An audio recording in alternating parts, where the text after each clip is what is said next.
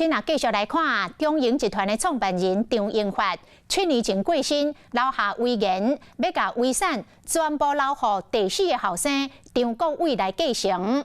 张国伟的兄哥，也就是大房的第三后生张国正不服，2018年向法院来提起着遗言无效的诉讼，一审是判伊败诉，张国正阁提起着上诉，再起高等法院二审维持着一审的判决，认定遗言有效，会当阁来上诉。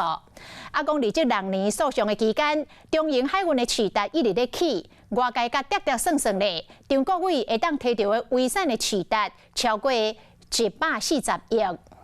怎么会觉得委屈啊？不会的，不会的。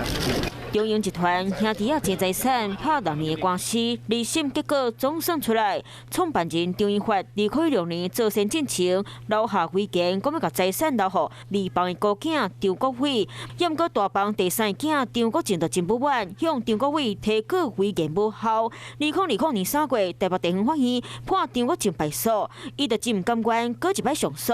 25号二审高等法院判决出来，同款嘛是判定遗言是有效的哦。张国正搁一摆败诉，也毋过会当继续上诉。没有任何的病历资料或是医师诊断书，可以证明张荣发在做成西征密封遗嘱的时候是没有遗嘱能力的，结构布局、书写习惯相符，足认这个西征遗嘱上的签名是张荣发亲自签署的。法官请调查局鉴定写字签名的就是张英发本人。根据法律分配，预估张国伟会当摕到超140亿的遗产，但伊不满遗产执行人拢唔动作。台北地方法院家事庭提诉状，指控4位执行人失职，要求换人，即马还搁伫咧书面审查。这样侪财产暂时就到这冻起来。伫咧诉讼期间，中营海运的年底奖金，互大人拢看甲真心酸，股票嘛起超过10倍。这嘛，互张英发的遗产变个真有价值。即马大人会当本地股票市值拢超过当年的2倍。这场喜个人兄弟仔争财产，当时才会煞股，就看张国正敢会阁继续上诉。